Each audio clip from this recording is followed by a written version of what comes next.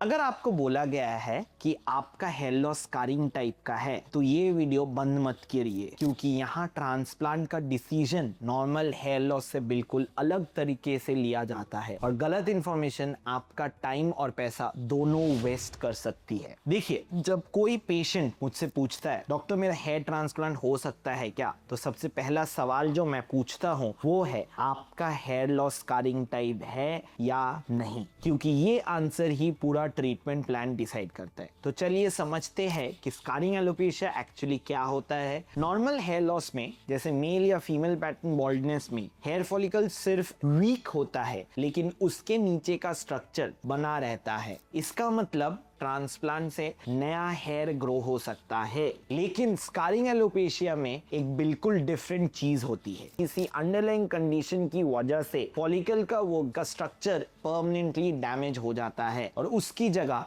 Scar tissue बन जाता है, और स्कार टिश्यू में नया हेयर फॉलिकल ग्रो ही नहीं हो सकता, चाहे आप कुछ भी ट्राई कीजिए। यही पे क्यूरियोसिटी वाला पार्ट आता है। अगर फॉलिकल का स्ट्रक्चर ही खत्म हो गया तो ट्रांसप्लांट कैसे काम करेगा, तो समझते हैं असली साइन। स्कारिंग एलोपेशिया के भी दो फेजेस होते हैं, एक्टिव फेज और स्टेबल फेज। एक्टिव फेज में इन्फ्लेमेशन अभी भी हो रही है, स्कैल्प में रेडनेस, इचिंग या बर्निंग सेंसेशन प्रेजेंट हो सकता है। ट्रांसप्लांट करना ऑलमोस्ट हमेशा गलत डिसीजन होता है, क्योंकि जो नए ट्रांसप्लांटेड हेयर फॉलिकल्स लगाए जाएंगे वो भी उसी इन्फ्लेमेशन की वजह से डैमेज हो सकते हैं। स्टेबल फेज में सिनेरियो बदल जाता है। जब इन्फ्लेमेशन पूरी तरह कंट्रोल में आ जाती है, यूजुअली कम से कम 1-2 साल तक कोई नया एक्टिविटी नहीं दिखती है, तब स्कारिंग एरिया स्टेबल माना जाता है। यहाँ सक्सेस का चांस रीजनेबली अच्छा होता है, लेकिन एक इंपॉर्टेंट बात, graft survival rate normal transplant से